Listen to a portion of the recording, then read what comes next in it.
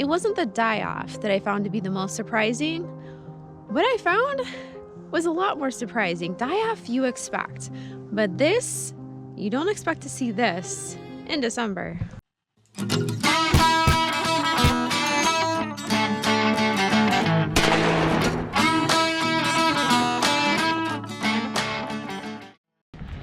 you ever feel like winter just kind of takes you by surprise? I mean, some of you guys that don't have snow, you don't really have to worry about it. But the rest of us, you would think that we're used to it by now. But for me, I know I'm not. And as much as I try to get everything done before that first snowfall hits, it very rarely ever happens. Our winter this year had been mild yet again. Normally this time of year, we're looking at temperatures down into the negative teens. And we hadn't seen any of that yet this year. And even the snowfall was to a minimum, which was very strange. But snow was coming, and along with it, cold temperatures. So I was gonna have to dig everything out that I could before it could get buried and get ready for the big snowstorm that was about to approach. I still had a stack of hay to unload from the hay trailer and stack in the corner for my goat barn customers, because this trailer had to get moved out before I got buried alive in the barn for the rest of winter. And Eric kind of wanted to put some other stuff in here, so I got to get with it and get this done. It seemed a pretty straightforward approach. Chuck the hay bales down, do a big chunk at a time, and then carry them up the little ladder and stack them on the top. I mean, how hard could it be?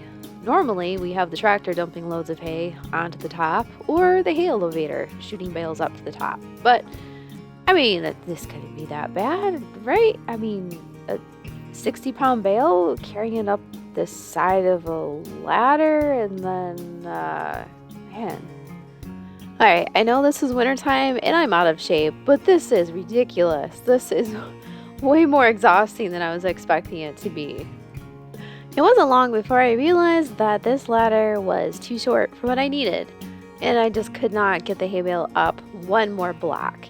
So I pulled out the big ladder. I mean, that would be easier, right? I could just walk right up the side and then put the hay bale up there. But even with the taller ladder, it was still extremely awkward. And in hindsight, I don't think I would ever try to stack hay like this again. It's just a massive pain in my butt.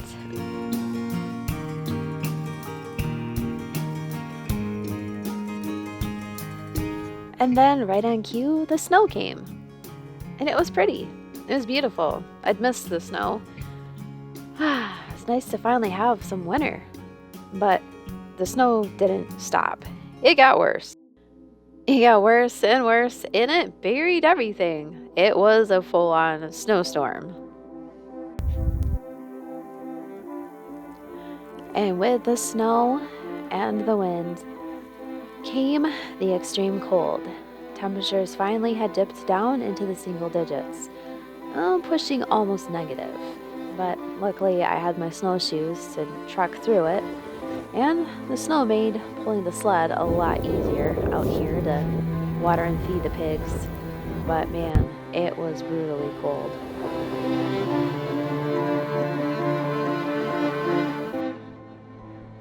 Alright, so the snowstorm is all done. We got to enjoy it for a couple of days.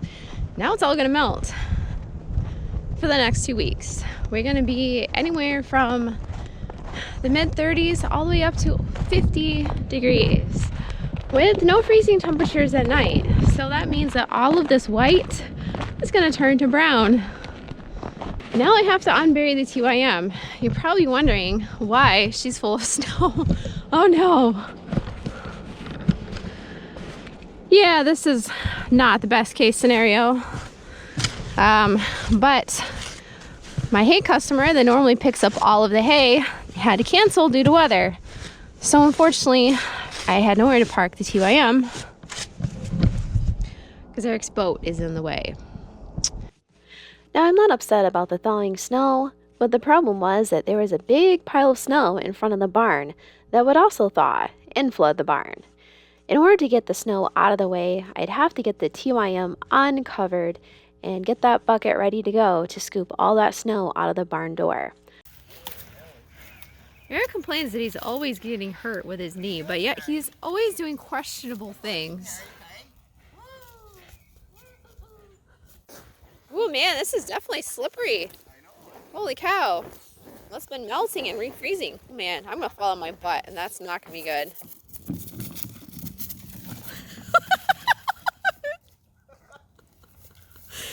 Daddy's like, no. He's like, forget that, I'm going to mom. Dad's a jerk.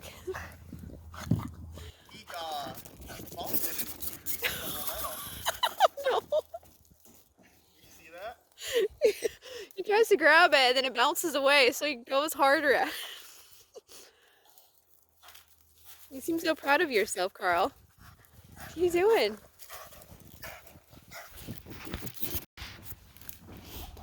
So Eric and Aaron were back here with the TYM digging recently. Wait till you see this area. This area is super nice. Where did you dig with the TYM? It's not where you're standing. Oh. See that clump of dirt behind you? Oh, yeah. This whole thing froze over already. We have the TYM back here with the backhoe hooked up, which is exactly why we wanted the backhoe, is so that we could clear back out our pond. You know, if you don't maintain it, then it fills in. So now we gotta pull back all this brush back out of here.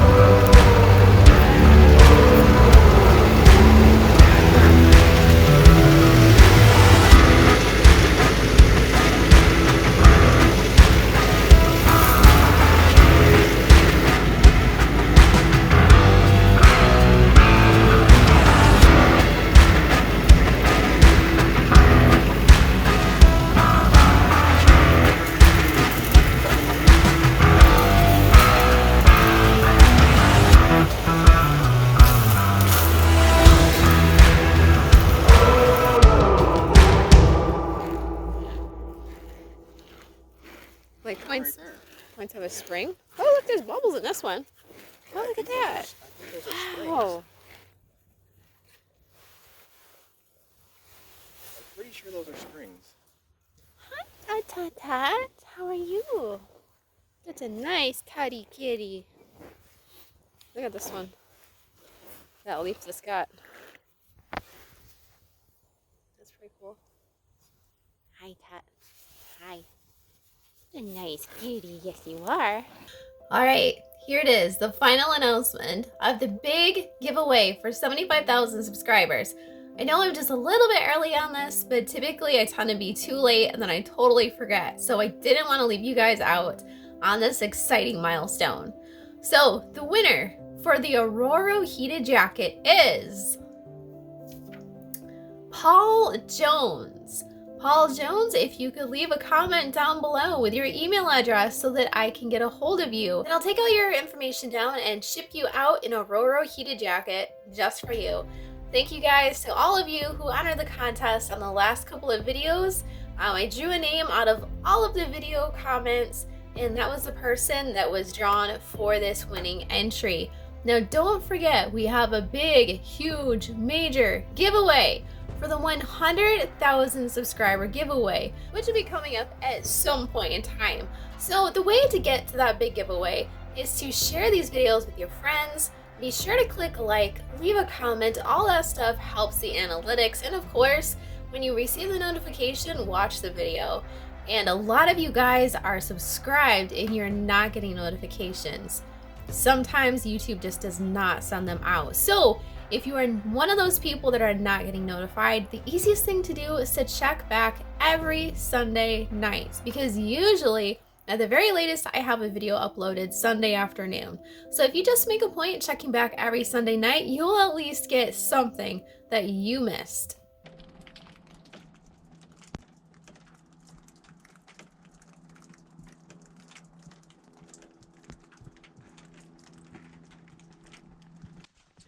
With the recent warm-up, everything had finally melted, so now it was time to take stock of the farm.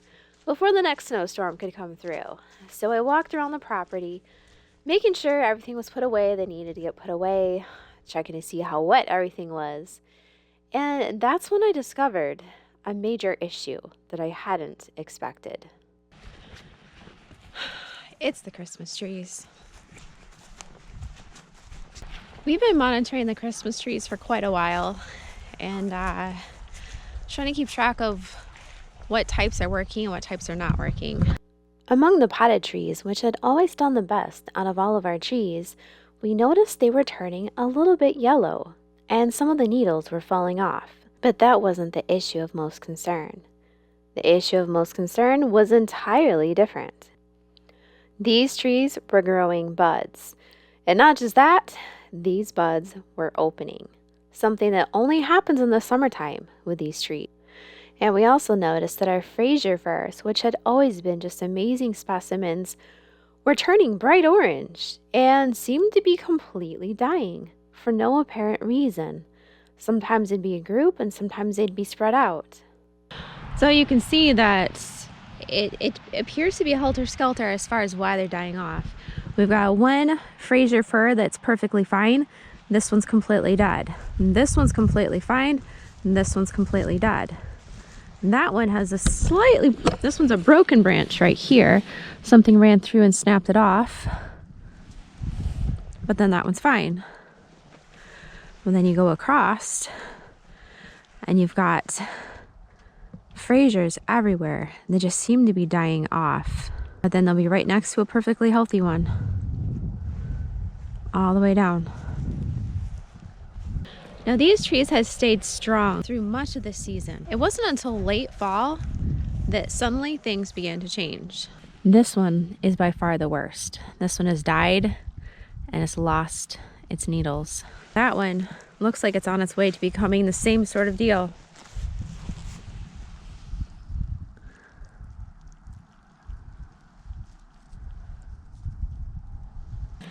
Now, as to whether these trees are actually dead, it's hard to say.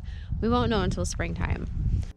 This was probably one of a couple different mysteries that happened this winter. The utter randomness of how these Fraiser Firs apparently died was mind-boggling. They're potted trees just like the Canans right next to them. They were planted all at the same time. They came from the same nursery. And being Fraiser Firs, which grow much slower than Canans, these were actually older trees than the Canan firs.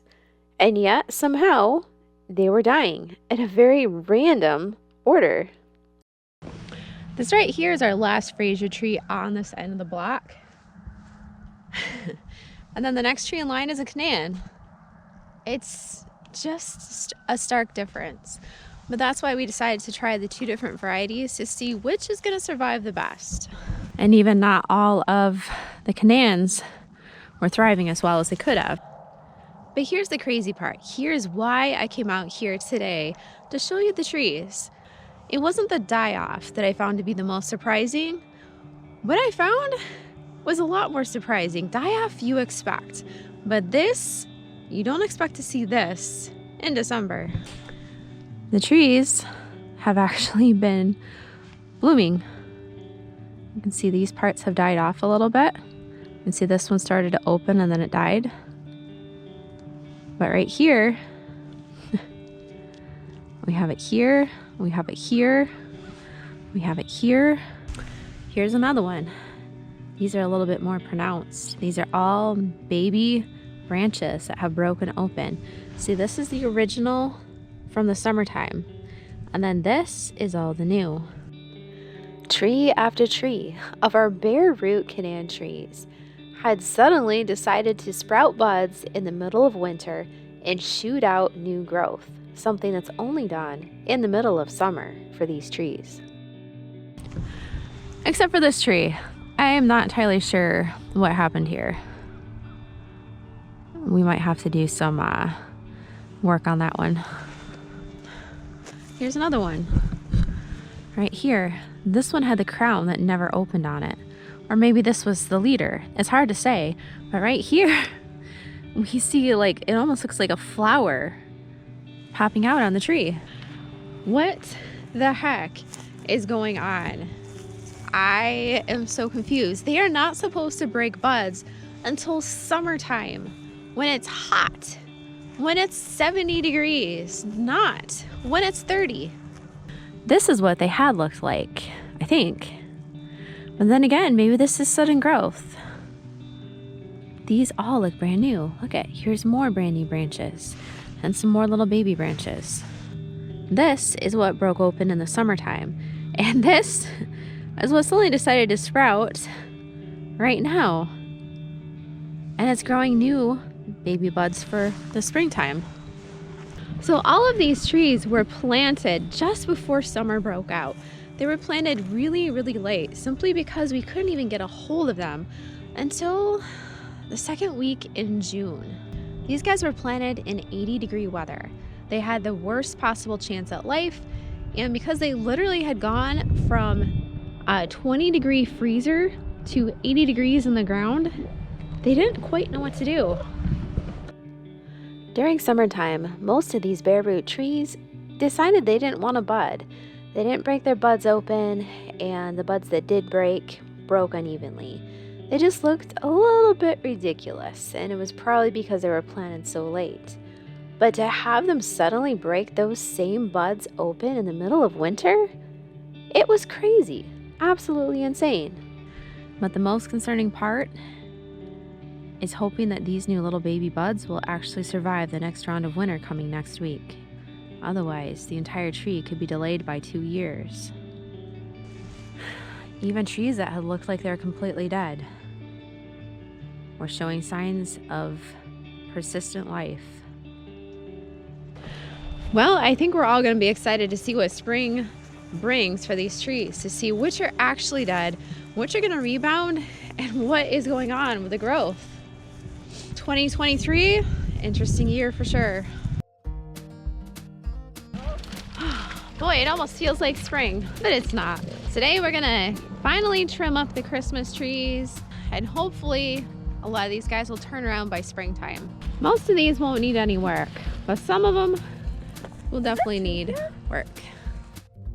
If you remember back when I did the interview with the local Christmas tree farmer, he mentioned that these trees could actually be trimmed up that fall. Well, now we're in the middle of winter and I still haven't gotten to trimming them until today.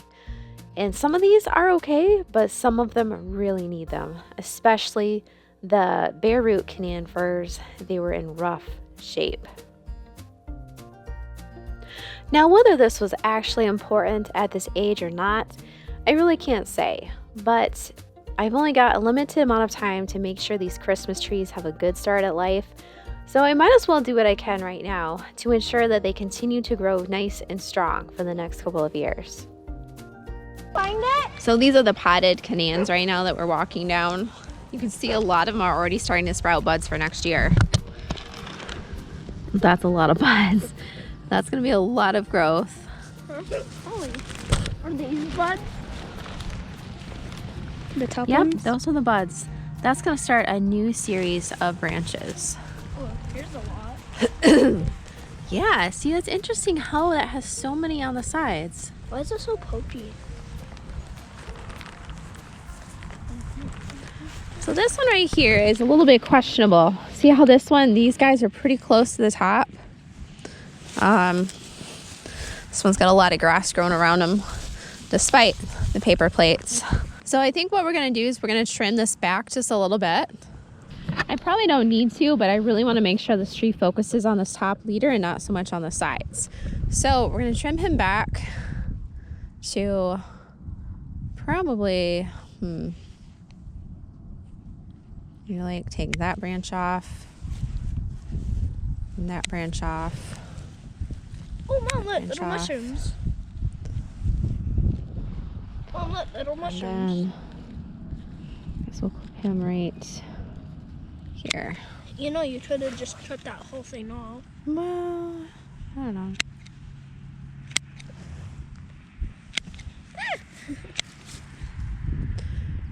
There, so we'll see how that does, if Oh, that look, puts more mushrooms. effort into that. So I'm going to keep in mind that this is directly across from my cabin, so we're going to check and see how this guy does later on. What about this? This is like close.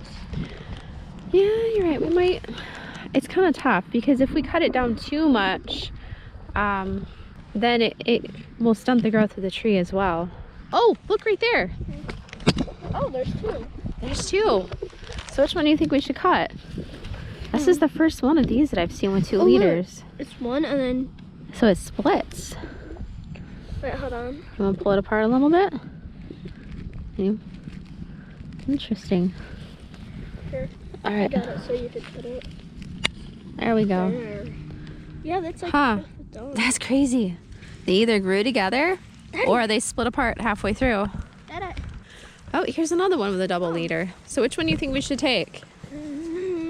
the short one. The short one? This one. Although, you know what? I think this guy might be a little bit more on the side. So we might actually choose to take the big one. Because he's pretty big. Okay. We don't want him too big. There. Because if he's too much longer than the rest of the tree, it could cause some weird things too. We definitely see some things going on with the needles turning colors, turning brown. And that could just be from the temperatures, the strange temperatures we've been having. See, there's another one over there we're going to have to do. All right. This one looks fantastic. Look at that guy. And it makes you wonder why he's so much better than some of these other ones. All right, so let's take a look at this tree right here. So this tree, he's short, but he's got very long sides. It's almost like he somehow got stunted while he was growing. So I'm wondering, part of me wants to go through and clip this around, but on the same token, I kind of want to let him grow just to see what he's going to do. So this tree is I think pretty much across from that bush, just to the right of it. Maybe Dad hit it on accident with the mower. Well, that could be possible. It could have chopped the whole top off. Yeah, he's got something going on, and I'm not sure what this is. Colorful. It is. It's cool. Well, he's not supposed to be like that. It could be damage from the weather. Or maybe a deer. Or maybe a rabbit. Hmm. Oh. Yeah, Can I what's cut this some black of thing these in here? branches off? Can I cut like this? No, we're gonna leave them there because we're not sure if they're gonna grow back or not. We're not knowledgeable enough on trees to know what's gonna be dead and what's gonna grow back. I think I should cut this one because this one's in like the middle. Yeah, I think you're right. And then if we look at this guy right here, he's actually trying to grow up to be the leader, so we might have to cut him back just a little bit too. So go ahead. Like right down here. Yeah, you can come a little bit lower. Right No, here? not that low. Like right in the middle, right there. Right here? That's probably fine. Yep. All right, now we're gonna cut him. Yep, all the way down to the base. Good. Good job. There you go. Nice. Okay, that's probably good. All right. That's a nice looking one. So this one's definitely going to be a little bit more interesting. So I guess what we're going to do is cut this one, this one, this one, and this one. Cut these 4 off all the way down as close as you can get without cutting. You got it. I'm trying not to cut anything out. You don't have to cut it flush up against it. I know. Oh, I'm gonna get another one. There. Now this one. There you go. Got it. Nice. Nice job. And absolutely weird. Now, what do we notice about this one? It's short. It's little. This one has actually been putting new babies. These are all babies that have just popped open, like hatched eggs. These are like chicks for the tree. Now, these aren't supposed to hatch until summertime. But yet, I think that's bad. I don't know why it's hatched. You can see right here, you can see this is the growth that happened over summertime right here. But this is all new during winter. Done. Yeah, we'll get to those in a little bit. Oh, let's get this guy right here. Overcrowding. Okay, so this one, I want you to clip the top of him, that side, and then this side. Wait, hold on. So right here. Yep. And then, yep, the end. Yep, and then right there. There. Because that way we're going to make sure... No, he's fine. Leave him. We just want to make sure that that center one is dominating. Do we have to cut the dead ones fully? We're not going to cut the dead ones because we don't know what's going to happen with them yet. So maybe on this one right here, we're going to clip this branch down halfway. Up a little bit higher. Yeah. Yep. Yep. Okay. And then this one right here, cut this one back a little bit. Right here? Down a little bit lower. Yeah, right about right there. Okay. Hi, Daddy. Is it playtime? Ow. Okay, Pinkle. Okay, guys, watch out. Now look at look at this guy. See, he's got all these buds on the side, so he's gonna produce a lot of branches. He's gonna be a big tree come summertime. So, you know, this is one that began sprouting during wintertime. So this is all new growth. This is a little bud sprout. Hi, Daddy. How are you? Here's another little bud sprout. It sprouted these and then it got really cold, so it killed them off. So this one's had a lot of cold damage. And I'm not sure why, again, it sprouted, other than maybe it was just a little bit too warm for a while. And it's not so much of an issue on these guys as it is down there.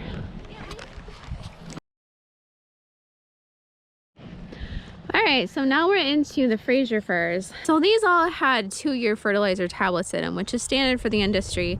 However, because we have the irrigation put in, and because this is clay, it's possible that it's retaining those fertilizer tablets for less time. So instead of lasting for 2 years, they might only be lasting for 6 months before they dissolve off. And that could be causing all of these trees to basically get burned from fertilizer. But that's just a theory. I have no idea. Okay, so we're into our first one that needs some major repair. I believe this is still Canaan fir, but this one has had no crown for quite some time. You can see right there, nothing is sprouted. So this one probably should have been clipped up by the company last year, but it wasn't.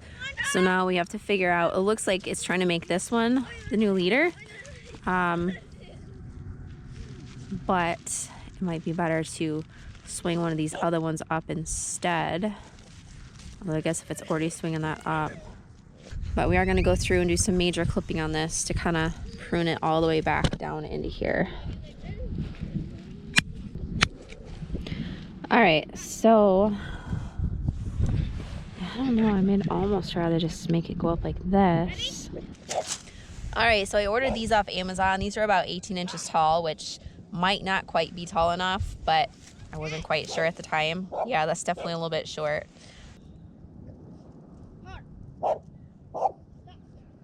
Hey! Untie my gloves. Yeah.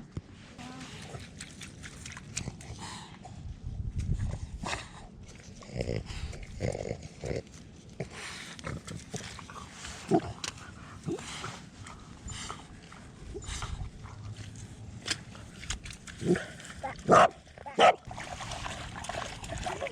don't get kicked in the face, by the way.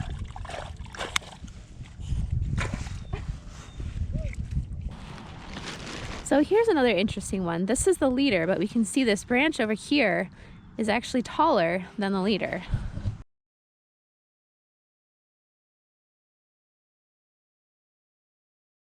So we'll go through and we'll cut him back a little bit here.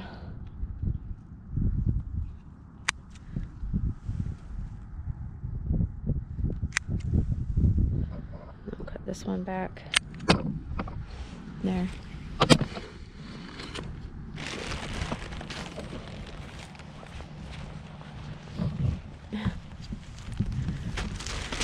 Here's another one where you can't quite tell which one's which. Is it this one or is it this one? I think it's actually this one because he looks more centered than this one. So we're gonna take this guy out right here, and then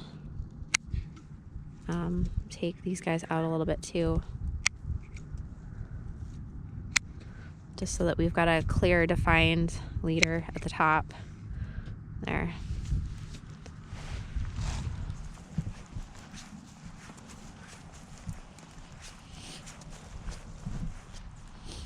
Not sure what happened with that one. Now these are the Fraisers right here. These guys are looking nice and solid.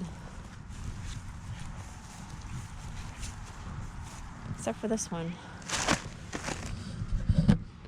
If you look at this one, this is all stuff that's been opening up.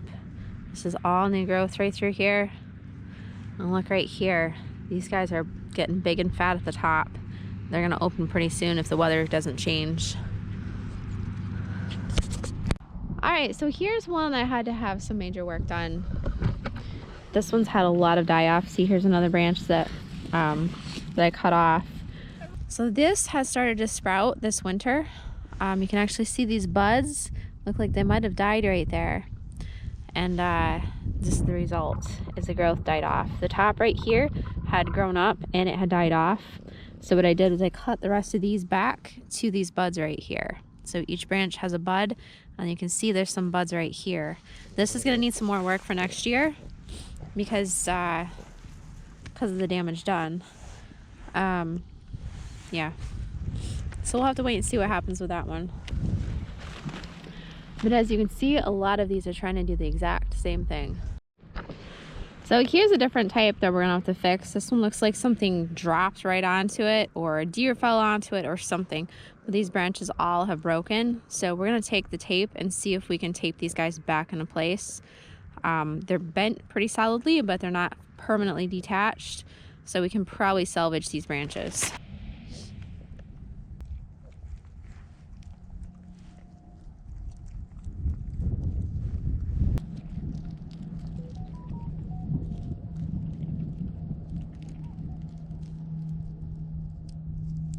There. Hopefully that'll grow back just right, and then we'll have a good solid branch system to that Christmas tree. And this one had a really good shape until something happened to it. So I feel it's worth investing an extra 5 minutes into making sure, hopefully one day, it can be a great full-size tree. Thank you again, guys, for all of your continued support. I really appreciate it. And if you have any suggestions for future videos or editing, things that bother you or things that you like, be sure to leave it down below and I will take it into consideration. Thank you so much, guys. Love you all.